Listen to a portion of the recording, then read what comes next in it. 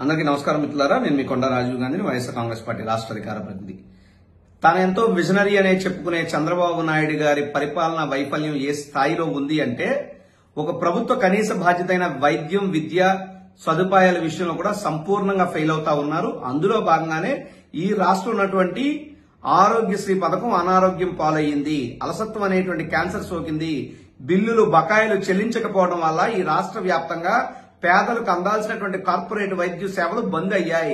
రాష్ట్ర వ్యాప్తంగా 350 పైచిలకు నెట్వర్క్ ఆసుపత్రుల్లో నో ట్రీట్మెంట్ బోర్డులు కనబడతా ఉన్నాయి. ఎంత తేడానో మీరు గమనించండి ప్రజలారా. గతంలో జగన్మోహన్ రెడ్డి గారు అధికారంలో ఉన్నప్పుడు ప్రభుత్వ స్కూళ్ల బయట నో వేకెన్సీ బోర్డులు కనబడతా ఉంటే, ఇప్పుడు చంద్రబాబు నాయుడు గారి పాలనలో ప్రైవేట్ ఆసుపత్రుల బయట నో ట్రీట్మెంట్ బోర్డులు కనబడతా ఉన్నాయంటే వ్యవస్థ ఎంత అధ్వానంగా ఉందో అర్థం చేసుకోండి.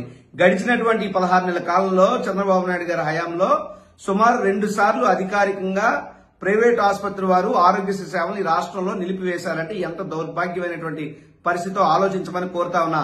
సుమారు వారికి 3,000 కోట్ల పైన బకాయిలు పెట్టాడు ఈ చంద్రబాబు నాయుడు గారు. ప్రతి ఆసుపత్రికి కూడా 2 నుంచి 5 కోట్ల మేర బకాయిలు పడ్డాయి.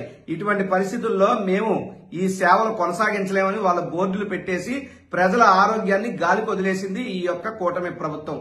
గమనించాల్సింది ఏంటంటే, గతంలో జగన్మోహన్ రెడ్డి గారు అధికారంలోకి రాకముందు 14 నుంచి 19 వరకు చంద్రబాబు నాయుడు గారు ఇదే విధంగా సుమారు 700 కోట్ల రూపాయలు పెండింగ్ బకాయి బిల్లులు పెట్టి వెళ్లిపోయాడు. అందులో ఆయన బావమరిది, అయినటువంటి బాలకృష్ణ గారి వారి తల్లి గారి పేరు మీద ఉన్నటువంటి బసవతారకమ్మ క్యాన్సర్ హాస్పిటల్ కూడా అనేక బకాయిలు పెడితే అవన్నీ జగన్మోహన్ రెడ్డి గారు వచ్చి క్లియర్ చేయడం జరిగింది.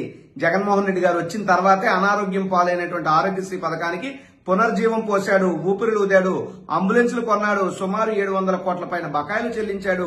1075 ఉన్న వైద్య సేవను 3,000 పైచులకు తీసుకొచ్చాడు.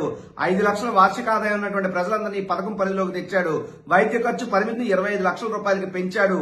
ఆరోగ్యశ్రీకి పునర్జన్మనిచ్చింది జగన్మోహన్ రెడ్డి గారు. అయితే ఈ రోజు ఆరోగ్యశ్రీ పథకం అధపాతాళానికి పోతా ఉంది. నేను గమనించమని కోరుతా ఉన్నా. ఒసే రాములం లాంటి సినిమాలో రచయిత ఒక పాటలో ఒక 2 లైన్లు రాశాడు. ఏమనంటే, మీ అమ్మకు జలుబు చేస్తే అపోలోలో చేరుతుంటే నా తల్లికి క్యాన్సర్ అయితే ఆకుపసరు మింగుతుండే అని రాశాడు. అటువంటి పరిస్థితుల నుండి ప్రతి పేదవాడికి కూడా వైద్యం అందాలి, వైద్యం అందక ఏ పేదవాడి ప్రాణం పోకూడదు, ఎవరు అనారోగ్యం పాలవ్వకూడదు, అప్పులు పాలవ్వకూడదు లక్ష్యంతో రాజశేఖర్ రెడ్డి గారి యొక్క మానస పుత్రిక ఈ ఆరోగ్యశ్రీ పథకం. ఈ పథకం రాజశేఖర రెడ్డి గారు తెచ్చిన తర్వాత ఆయన్ని కొనియాడిన వారంటూ కూడా ఎవరు లేకుండా పోలేదు. అందరూ కొనియాడారు. ఆ పథకాన్ని కొనియాడటమే కాదు, రాష్ట్రంలో భారతదేశంలో ఇతర రాష్ట్రాల్లో దీన్ని అమలు చేశారు.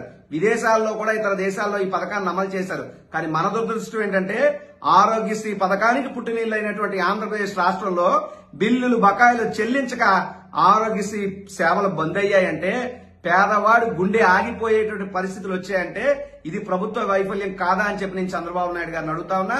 ఎప్పటికైనా మొద్దు నిద్ర వదలండి. ఆరోగ్యశ్రీ బకాయిలన్నింటినీ కూడా వెంటనే చెల్లించండి.